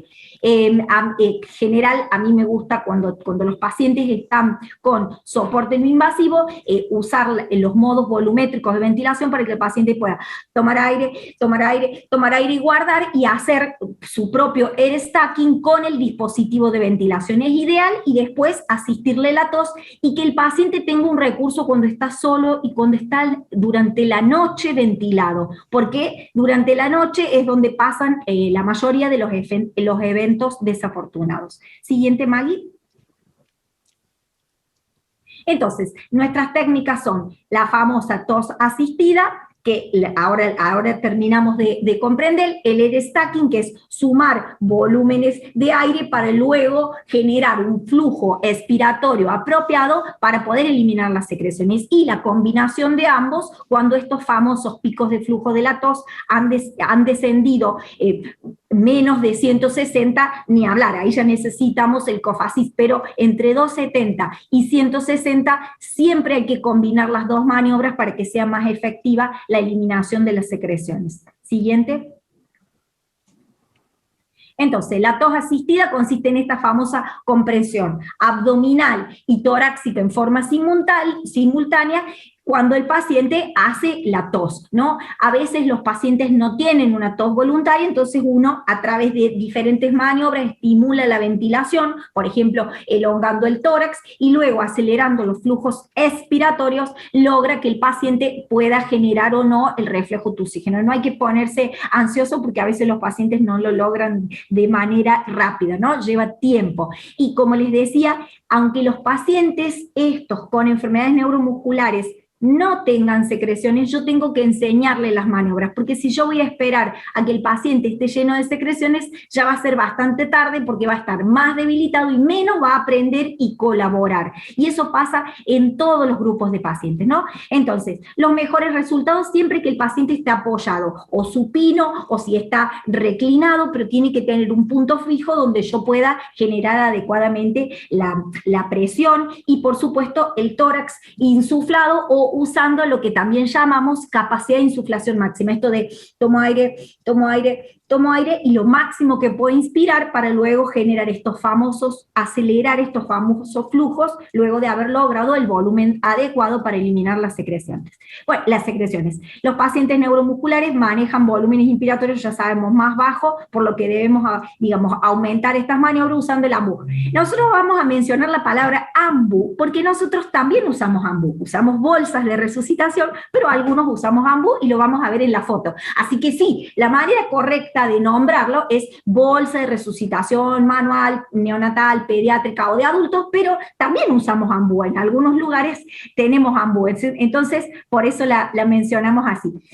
Pero bueno, está bien porque leí una de esas preguntas y lo aclaramos. Siguiente, Maggie. Entonces, bueno, simplemente cada uno elegirá de acuerdo al tórax del paciente y al volumen del paciente, si va a usar su mano, si va a usar el antebrazo y cómo lo va a organizar el paciente para generar la mejor maniobra y lograr el mejor pico de flujo de la tos. Siguiente. Entonces, usamos las bolsas de resucitación, lo ideal es eso, tener un corrugado y podemos usarlo con boquilla o podemos usarlo con máscara, de acuerdo a lo que pueda tolerar cada paciente. El uso de las válvulas unidireccionales es lo ideal para que el paciente tome aire, guarde, tome aire, guarde, tome aire, guarde. Y en estos momentos lo que más, digamos, tenemos en cuenta, y que había una pregunta, es el tema de los filtros que usamos por la aerolización. Había una pregunta de alguien que decía si seguíamos usando estas maniobras frente a la pandemia, y las tenemos que usar. Nuestros pacientes no pueden quedarse todo el tiempo, digamos, con las secreciones, y los tenemos que ayudar a ventilar de alguna manera. Entonces, aunque estamos en el domicilio, nosotros nos vestimos, nos cubrimos como si estuviéramos en una terapia intensiva y asistimos la tos de nuestros pacientes y los ayudamos a eliminar las secreciones. Así ha sido toda nuestra pandemia, ¿no? Con máxima aerolización, pero con todos los cuidados y no hemos tenido contagios. Bueno, y también lo usamos con el COFACIS, el que está mostrando Maggie, el COFACIS, donde nosotros programamos los tiempos inspiratorios, los tiempos expiratorios, la pausa y todo lo que necesitamos de acuerdo a las características de cada paciente. Siguiente. Entonces, esta es la técnica correcta para realizar el air stacking. Podemos usar un clip nasal y usar una boquilla, y en aquellos pacientes que nosotros tenemos dudas de que pueda tener fuga y la maniobra no va a ser efectiva, vamos a usar una máscara, ¿no? Y la válvula unidireccional, que es lo que estaba señalando Maggie, y tener en cuenta que siempre en estas bolsas de resucitación las tenemos que usar las que tienen válvulas de seguridad. Las válvulas de seguridad tienen que estar abiertas. ¿Para qué? En este caso que contaba Marcela, que nos podemos exceder en la presión al fallar la válvula o el paciente cerrar la glotis, no, la válvula se abre y el flujo aéreo no va de manera brusca al paciente. Además, el paciente tiene un punto o un límite donde toma aire, guarda, toma aire, guarda, toma aire, guarda, y luego viene la fase expiratoria. Enseguida viene la tos. El paciente no sigue, nada más que cuando usamos los tubos de los pacientes es distinto, porque cuando lo usamos con los tubos de los pacientes hacemos la famosa hiperinsuflación. Y tengan en cuenta, y ya lo aclaro, ya son justo las 1:30, ya voy a terminar, que con esto nunca hiperventilamos a los pacientes. Nuestros pacientes están siempre en el límite de la hipoventilación y están siempre alterados porque tienen mal manejo de la secreción. Entonces, una buena maniobra para que reclute volumen de aire y luego acelerar los flujos a través de las maniobras manuales libera las secreciones y lo ayuda a ese paciente a vivir bien. Entonces, los efectos del air stacking es mejorar esta famosa capacidad vital, aumentar estos picos de flujo que están disminuidos y mejorar esta capacidad inspiratoria para lograr, como les decía, el flujo expiratorio suficiente a través de un volumen de aire correcto para hacer toser al paciente y eliminar las secreciones. Mucha gente va y encuentra al paciente que crónico, con patologías severas, hablo casi siempre, pongo el nombre parálisis cerebral, lo oculta, tiene sibilancias, entonces se pasa horas haciéndole puff con diferentes aerosoles y resulta que lo único que tiene el paciente es una marcada disminución del volumen de aire que no puede eliminar porque no tiene fuerza expiratoria. Entonces, con el hecho de asistirle la tos, dándole pequeñas insuflaciones de aire y luego asistir la fase expiratoria de la tos, el paciente se libera de las secreciones, se le fue ese famoso broncoespasmo que era raro. ¿Realmente tenía broncoespasmo o estaba hipoventilado y estaba con esta situación de secreciones en la vía aérea que no podía eliminar porque no le alcanzaban estos flujos y volúmenes? Siguiente. Entonces, bueno, los efectos ya los dije, mejora esto, la capacidad, mantiene, y esto es importante, el uso de la bolsa no solamente va a servir para eliminar las secreciones, mantiene la compliance torácica y pulmonar para que lo podamos ventilar y para que lo podamos seguir aumentando estos volúmenes de aire cada vez que tiene secreciones. Mientras más rígido se nos pone el tórax, primero en los niños no le crecen los pulmones y en los adultos no los podemos ventilar, ¿no? Y esta es la pregunta de ¿resuelve atelectasia? Bueno, ahí le preguntamos a todos, que está buena esa Maggie para preguntarla, ¿no? Está buena para preguntar, o sea, ¿va a resolver qué atelectasia? Yo respondo una parte, va a resolver esas atelectasias ocasionadas por cantidad de secreciones o por disminución de volumen. Si tenemos atelectasias generadas por la alteración de la parte de la circulación, en esas ya no vamos a poder, y cuando son demasiado importantes las secreciones o los tapones, ya sabemos que hay pacientes que necesitan algún otro tipo de asistencia extra para liberarse las secreciones. Algunas podemos y otros no, no somos todopoderosos. Siguiente. Bueno, y simplemente esto es ilustrativo, algunas fotos de muchos años, o sea, uno puede trabajar sentado con algunos pacientes, estos grupos de pacientes son lesionados medulares, entonces yo los ayudo a la fase inspiratoria y luego asisto la fase expiratoria a través de la boca, con boquillas. Estas son las posturas que mencionamos, y también a través de las traqueostomías, como les decía, el tubo, siempre los tubos corrugados en las traqueostomías es lo ideal. Y ahí está la foto muestra del ambú, ese es un ambú, ese es marca ambú, el que estoy en el color negro, el de abajo, ese es ambú de verdad, Maggie. Así que bueno, por eso... Negro, nunca he visto el ambú negro. Es negro, sí, es lindo, también es lindo. Siguiente.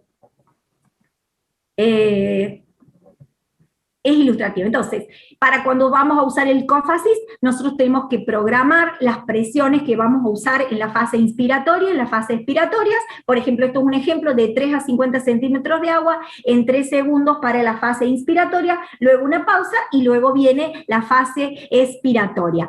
Cuando usamos tubos endotraqueales o pacientes con tráqueo, podemos usarlo hasta 70 centímetros de agua. No hay ningún problema porque realmente la resistencia del tubo hace menos efectiva la maniobra de insuflación y exuflación, ¿no? Bueno, y eso es un programa entre 5 y 6 ciclos, con siempre un tiempo de pausa, porque los pacientes realmente se agotan.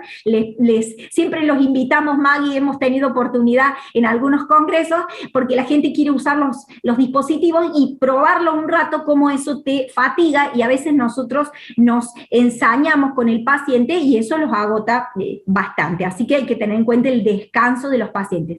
Aunque tengan cough, no dejen de usar la bolsa de resucitación. Esta maniobra artesanal de tomar aire, guardar, no es lo mismo que hacerlo con una máquina. La máquina es ideal cuando los picos de flujo de la tos son menores a 160. Siguiente. Sí, y también teniendo en cuenta que dependiendo del estilo, de la calidad que tenga el paciente en su patología, capaz puede empezar con presión positiva intermitente, ¿no? Y luego sabiendo ya que al final de sus días, de su patología crónica, va a necesitar el cough assist, ¿no? Y no adelantarnos, ¿no? A veces, muchas veces. Totalmente. Aparte, sí, totalmente, nosotros lo dejamos para estas patologías más severas, como son las atrofias musculares espinales tipo 1, las pacientes con ELA o alguna otra así que sea evolutiva y muy severa. Y siguiente, Maggie. Y nosotros, bueno, esto es ilustrativo, simplemente ahí le estoy haciendo la maniobra a una paciente, lo trabajo sentada, esa paciente no tiene secreciones, y aunque no tenga secreciones, trabajamos siempre este manejo de saber cómo aumentar los volúmenes y luego acelerar los flujos respiratorios, porque como les digo, cuando los pacientes realmente están con el cuadro respiratorio, están muy débiles y no colaboran de la misma manera, ¿no? Siguiente.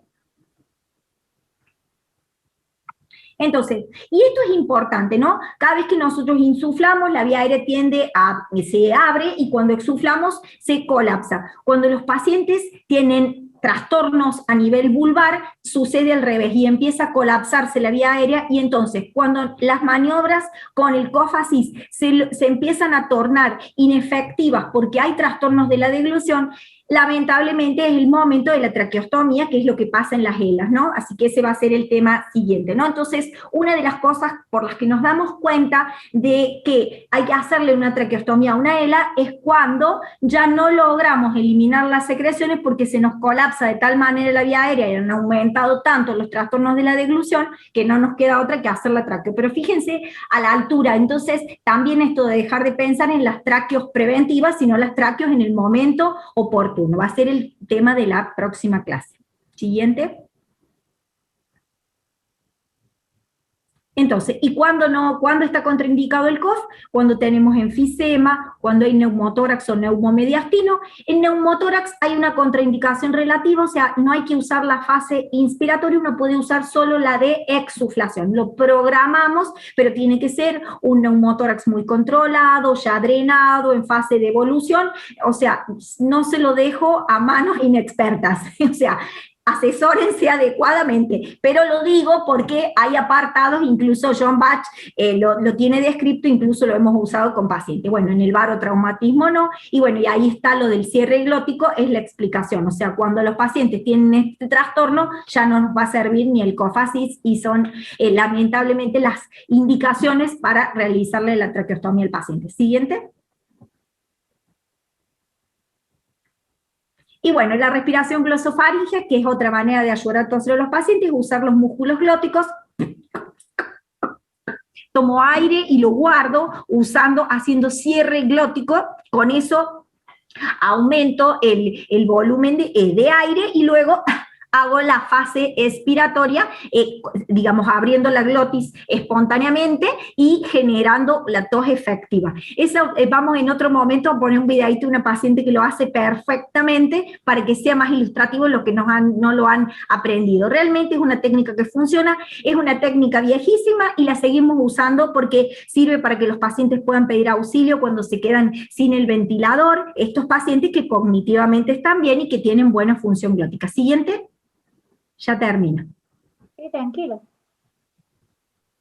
Y bueno, y este es el resumen de todo lo que vimos, ¿no? O sea, nosotros tenemos diferentes dispositivos que nos van a ayudar a, digamos, aumentar estos volúmenes de aire para poder generar este famoso hecho del que carecen nuestros pacientes crónicos y nuestros pacientes neuromusculares, que es el de la ventilación adecuada, para luego buscar otros dispositivos u otras maniobras para generar estos flujos expiratorios adecuados para poder eliminar la secreción. Este es un resumen de un artículo de John Bach que me parece espectacular porque reúne un poco todo nuestro trabajo y desmitifica todas estas otras técnicas que todavía quedaron a lo largo del tiempo incorporadas y se siguen dando y que no tienen efectividad. Es decir, nosotros no tenemos otra manera más de ayudar a los pacientes que es aplicando presiones al cuerpo o a las vías respiratorias y también generando diferentes presiones positivas o negativas a la vía aérea para eliminar las secreciones. Lo hacemos con dispositivos, pero en especial lo hacemos con nuestras manos y esta colaboración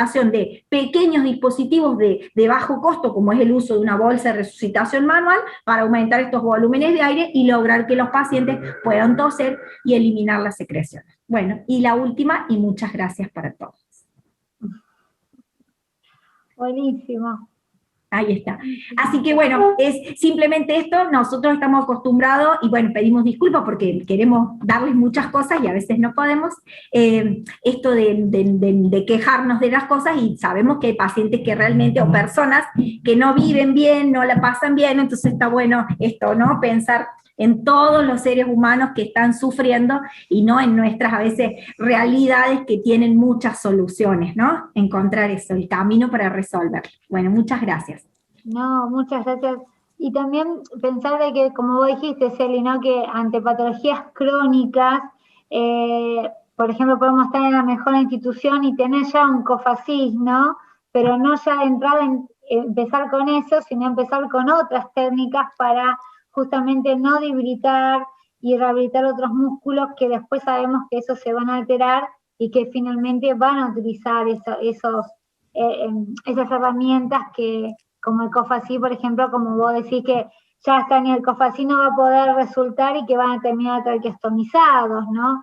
Entonces, bueno, empezar a dar esa calidad de acostumbramiento, digamos, de esos pacientes de a poquito, ¿no? Es muy importante.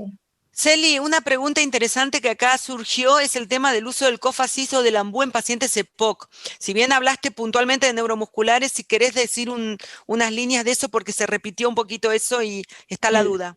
En los EPOC lo que uno tiene que ver es eso, o sea, si los pacientes tienen un enfisema bulloso, peligroso, si estamos viendo, no está indicado, tenemos que usar diferentes técnicas porque si es EPOC, todavía conserva algo de la musculatura, ayudarlos a, sobre todo, trabajar sobre el flujo expiratorio, la respiración con labios fruncidos y otras maneras de reclutar volúmenes de aire, no necesariamente. Si el paciente es estable y no tiene bulas enfisematosas activas o no tiene un daño pulmonar severo, lo podemos usar. Ahora en los pacientes más severos, y sí corremos riesgos también de generarle neumotórax, así que yo no lo he visto nunca. No lo he visto nunca a lo largo del tiempo, pero me parece que a veces, digamos, usamos un recurso demasiado costoso cuando, ayudándolo al paciente desde la musculatura expiratoria, captar, digamos, flujo de aire diferente y con ejercicios logramos eliminar las secreciones. Y lo mismo la bolsa de resucitación, la bolsa más fácil todavía. Pero bueno, el tema es eliminar la obstrucción, que ahí está el secreto de lo que vos dijiste, o sea, ¿qué uso para eliminar la obstrucción de ese paciente? Porque si no siempre es lo mismo, queremos sumar volúmenes de aire a alguien que está hiperinsuflado. Entonces, ese es el tema, ¿no? O sea, ¿dónde está el problema? El EPOC en general no saca las secreciones porque está hiperinsuflado y su vía aérea colapsada. Trabajar sobre la musculatura expiratoria para generar diferente flujo de aire, para que elimine las secreciones desde lo expiratorio. Cambiar, siempre inspiratorio, diafragma. Y si el diafragma encima está aplanado, poco eficiente, usemos los músculos expiratorios. ¿Qué dicen ustedes? No, muy bien. No, Totalmente de acuerdo. Pensar en la fisiología, yo creo que pensar en la fisiopatología del paciente nos ayuda a elegir la técnica adecuada, ¿no? O el orden de las mismas. Claro, totalmente. Celi, acá hay otra pregunta interesante. ¿Cómo realizo las técnicas de higiene bronquial en pacientes que no comprenden consignas? Que no comprenden, simplemente uso una bolsa de resucitación, una máscara oronasal y hago maniobras que se llaman de hiperinsuflación. En general, que aconsejo que nos fijemos cuando los pacientes expiran y empañan la máscara, y luego hago las maniobras de hiperinsuflación. 2 o 3, no más que eso, con la válvula abierta y con la bolsa de resucitación adecuada. Para los adultos uso bolsas de adultos, ¿no es cierto? O mayores de 30 kilos. Si tengo niños que tienen entre 1 y 9 años y menos de 30 kilos, uso bolsas pediátricas. Yo tengo niños que tienen 7 y pesan 45 kilos, entonces ya uso bolsas de los pacientes. No colaboran, simplemente la máscara lo hiperinsuflo, y no tengan miedo porque hiperinsuflar no va a generar el efecto del EPOC, sino simplemente es aumentarle los volúmenes de aire para que puedan tener una tos refleja. Siempre usamos eso, la bolsa con una máscara, maniobras 2 o 3 veces lo insuflamos, y luego en general ese flujo de aire al pasar por una vía aérea que no está acostumbrada a tener cambios en el flujo, genera tos refleja y los ayuda a toser. Buenísimo, gracias. Acá tengo una pregunta que dice, por ejemplo, ¿debo humidificar un paciente que ese paciente está con máscara reservorio hace varios días? ¿Cómo tengo que, o sea, la pregunta un poco la rearmo? La máscara de reservorio estaría conectada al oxígeno y la humidificación también a la, la nebulización estaría al oxígeno también, o sería al aire. No sé cómo, o sea, máscara reservorio. Máscara reservorio implica oxígeno a alta fracción inspirada y con altísimo flujo.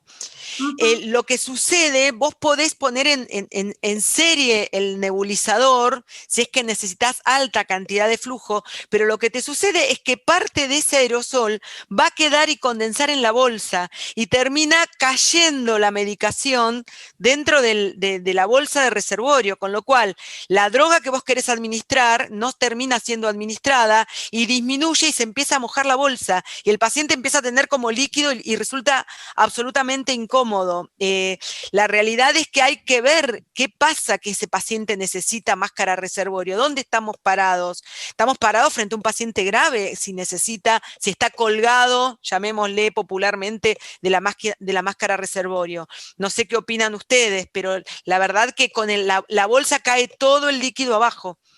El mecanismo de decantación, ¿no? Por la propia gravedad, la gota cae directamente y termina cayendo en la bolsa. Y el resto impacta en las fosas nasales, tampoco teniendo demasiada acción terapéutica, ¿no? Y después de ser un paciente en ARM con con una patología respiratoria, por ejemplo, como COVID o como una TBC activa, ¿sí? Pongamos, y necesita humidificación activa. ¿Es recomendada o no? Mira, eso depende. Nosotros en realidad, por ejemplo, en COVID puntualmente ya nos vamos del tema, porque en este caso estaríamos en un paciente agudo, no en un paciente crónico, ¿no? Cuando hagamos el curso de agudos, El tema es el siguiente, nosotros no estamos utilizando, por lo menos en mi servicio, los humidificadores activos en el periodo que el paciente contagia. Nosotros tenemos un periodo donde el paciente está absolutamente aislado y el periodo de desaislamiento que determina infecto y epidemiología.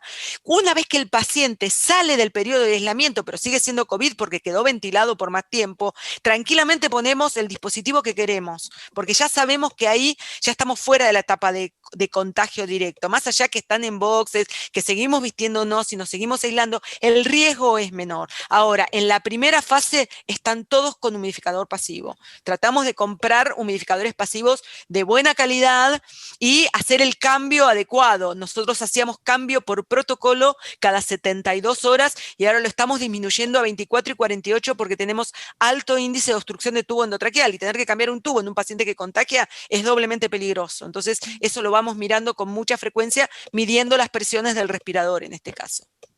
Claro, perdón, yo no leí bien, pero sería, por ejemplo, una clínica de rehabilitación con weaning dificultoso o prolongado. No, los tenemos, no, eso sí, porque ya no contagian. Nosotros lo que recibimos en la clínica de rehabilitación ya están desaislados, porque si llegaron a la clínica de rehabilitación es porque tienen más de 14 días de ventilado, están traqueostomizados, hace como un mes y pico que están internados, entonces en realidad son pacientes que están desaislados, son post-COVID. Claro. Son más seguros que los ingresos de la casa o de la calle que vienen desde la casa y que los tenés que aislar por las dudas y hacerle el PCR. Entonces, en rehabilitación, en crónico, usamos humidificador activo en todos esos pacientes, sí. Y usamos pasivo cuando lo llevamos al gimnasio. No lo llevamos con el activo. No, porque tenemos electricidad, batería. Claro. Quería aclarar que en la humidificación activa se usan tubuladuras con trampa de agua, ¿sí? Que no es un dato menor. Puede haber agua en las tubuladuras y estos tienen que tener reservorio, sobre todo en pacientes que están en ARM, porque si no suelen aumentar la resistencia del flujo inspiratorio al paciente y en algún momento complicarle o humidificar de más las secreciones, ¿no? Es algo que la temperatura de la humidificación activa, el kinesiólogo lo tiene que dosificar, tiene que evaluar la calidad de secreciones. Hay una pregunta que se hizo acerca de la solución hipertónica para modificar las secreciones. No sé si Celi o Marce quieren contestar si se usa la solución hipertónica para movilización de secreciones. Mira, nosotros, esto se utiliza mucho en FQP, la indicación en chicos con bronquiolitis, tienen la indicación en algunos casos puntuales, la neumonóloga te indica, en la neumonóloga pediatra, pero en casos puntuales. No es una práctica habitual, ni es una práctica de protocolo. Y en el adulto, no. Sí, totalmente de acuerdo, lo mismo. Sí. Bueno, hay muchas preguntas de pediatría, mi respuesta fue próximamente, se viene un curso de pediatría y de neonatología, así que bueno, si están interesados. Yo había visto también las preguntas, vos respondiste eso. Yo fui respondiendo también todas las que quedaban en el chat, que era con respecto a mi charla, así que después, ahora no veo otras. Así, a ver, ahora acá está. Vamos a hacer las votaciones para ver cómo modificaron las tres, ¿sí? Si hubo modificación con las tres preguntas, a ver. Dale. Así que, solo Juli, ¿dónde respiramos mejor? Grandes ciudades, desierto, 35 grados centígrados, en las ollitas, Neuquén, 2000 metros sobre el nivel del mar. Ojo que ahí había vapor sulfurado, ¿no? Y en el Himalaya, 6000 metros sobre el nivel del mar. A ver. ¿Qué contestan ahora?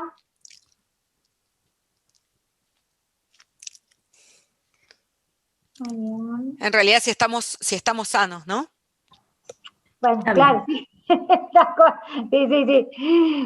Sí. Bueno, por ahora después vamos a hacer la comparación con lo que teníamos antes, ¿sí? Ahora salió las ollitas. Vamos con la segunda pregunta.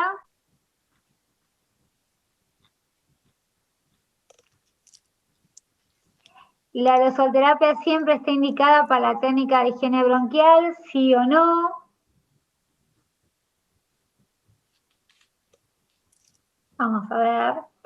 Mientras contestan, vamos a aclarar acá, porque salió otra vez, que la solución salina es para realizar hiperreactividad bronquial. En tal caso sería para asistir, o sea, tener un esputo asistido, ¿no? Es porque quiero algo ahí para tener, pero no es algo cotidiano. Muy bien. Mejoró esa, me parece. Sí, mejoró tal cual. Exactamente, está bien. Y la última, en un paciente crónico neuromuscular que comienza a bajar la ventilación, la saturación no ventilado, sin tracostomía, ¿qué acción debo tomar como primer medida? ¿Sí? Sería la primera. Aspirar, colocar, subir oxígeno, cambio de cúbito, realizar la gasoterapia, aumentar el volumen de ventilación. Vamos a ver qué dice. Ahora vamos a ver aspirar secreciones y fue la que más, a ver, que hubo antes y posterior. Ahora vamos a ver las comparativas. Bien. En cuanto a pediatría, no se olviden de, Maggie, ¿puedo decir algo con respecto a esto? O sea, no se olviden que ustedes aspiran las secreciones de un paciente neuromuscular y van a sacar esto de secreciones. Si no aumentan el volumen de aire y mejoran la ventilación, no van a sacar nada de secreciones. Entonces, la última respuesta, ventilen a los pacientes para que saquen las secreciones. Si lo aspiran, le limpian esto y sigue desaturado. Entonces, y sigue mal y va a terminar internado, intubado, o primero le van a poner oxígeno, lo van a intubar y lo van a traqueostomizar de vicio, cuando lo único que tenían que hacer era aumentarle volumen de aire, hacerlo toser, recién ahí aspirar las secreciones y después sigue el paciente mejor. Si con todo eso no mejora, recién ahí lo derivo porque puede estar haciendo una neumonía, como les digo, pero siempre va a necesitar ventilarse. A ver si tenemos las comparaciones entre antes y después.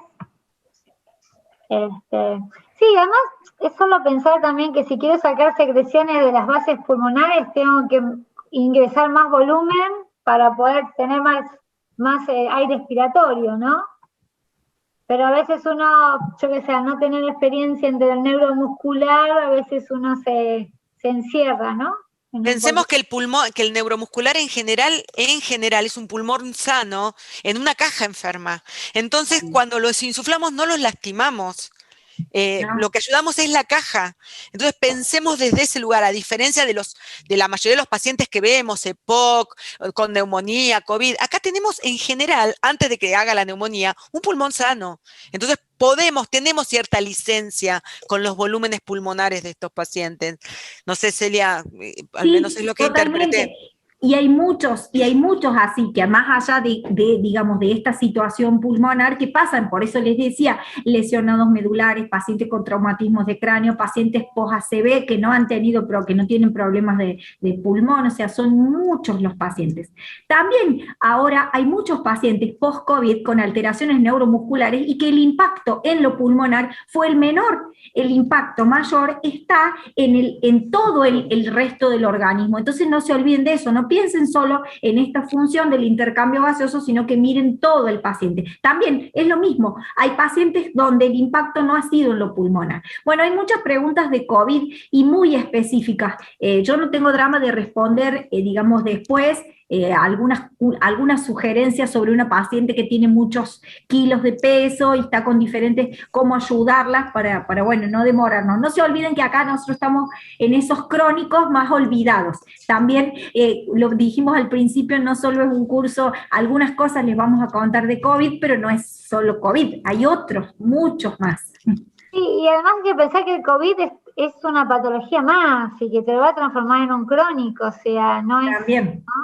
Entonces mirarlo diferente, solo mirar eso, su parte crónica y su otro impacto en el cuerpo que no lo está dejando ventilar. Con respecto a esto de COVID, de las 145 kilos, pensar en qué fase de la enfermedad estamos. Si estamos todavía en la fase donde la aerosolización nos puede contagiar a nosotros, puede contagiar al medio, puede dispersar, ojo con eso, digamos, están contraindicadas las maniobras de aerosolización en el paciente en el estadio agudo en el que contagia. Esto se hace, digamos, no se hace, por eso se ventilan tantos pacientes. Hay que tener en cuenta estas situaciones, ¿no? Si el paciente está desaislado, tenemos más técnicas a mano para utilizar, pero si no está desaislado todavía, ojo con eso. Si no nos cuidamos nosotros, no vamos a sobrevivir para poder seguir cuidando más pacientes. Cuidémonos nosotros. Y necesitamos sobrevivir. Bueno, no se ve bien acá la pantalla. Ah, ahí está. ¿Dónde respiramos mejor? Uy, no se lee mucho la letra.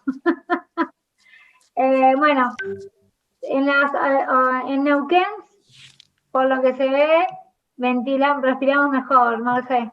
Vénganse para acá. Es que bueno, por eso estás haciendo... Están invitados. La desoterapia siempre está contraindicada en la técnica de higiene bronquial. No, está indicada, perdón.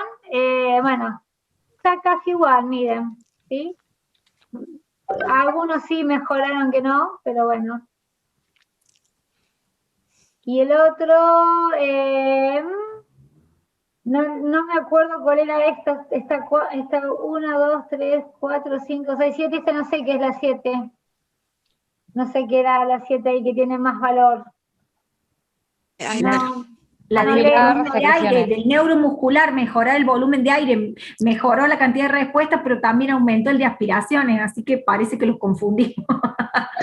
Sí, porque la última era aumentar la ventilación, esta no me acuerdo. Pero bueno, claro. es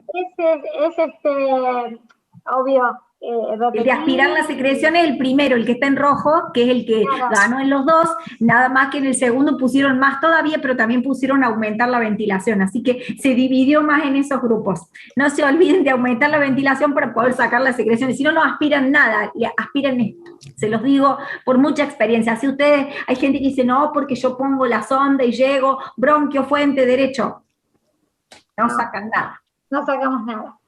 Bueno, igual estos temas vamos a seguir hablando, así que bueno, ya son las 9 de la noche. Agradecemos a todos por permanecer. Realmente fue una excelente charla, Marce y Celi, muy buenas. Obvio que esto da para muchos más temas y la idea es poder abrir un poquito la intriga a cada uno y poder seguir hacia adelante, ¿sí? Así que las dejo a ustedes para que se despidan, igual que a Pau, las dejo para que se despidan de la gente que nos siguieron. Bueno, gracias por la invitación y la verdad que disfruté mucho este momento. Espero que hayan quedado con muchas preguntas, así esto los anima a investigar. Lo importante de estas charlas es que estemos llenos de preguntas. Bueno, yo también digo lo mismo, muchas gracias por escucharnos y bueno, obviamente todo lo que tenemos para contarles y de lo que nosotros estudiamos, aprendemos y hacemos en la práctica diaria, bueno, a veces no nos alcanza, pero por lo menos les dejamos cosas puntuales, herramientas prácticas y sobre todo eso también, muchas dudas, enseñar a dudar también hace que aprendamos cosas nuevas, ¿no? Siempre repetir lo que hacemos todos los días lo mismo, digamos, eso, plantearnos qué estoy haciendo para realmente ayudar a este paciente, a esta persona. Bueno, gracias, y la próxima clase de traqueostomía no se la pierdan, ¿eh? Los esperamos. Los esperamos, muchas gracias, y el curso de pediatría queda grabado igual que estas clases, ¿sí? También, así que bueno. Bueno chicos, nos vemos, chao, chao. Chao.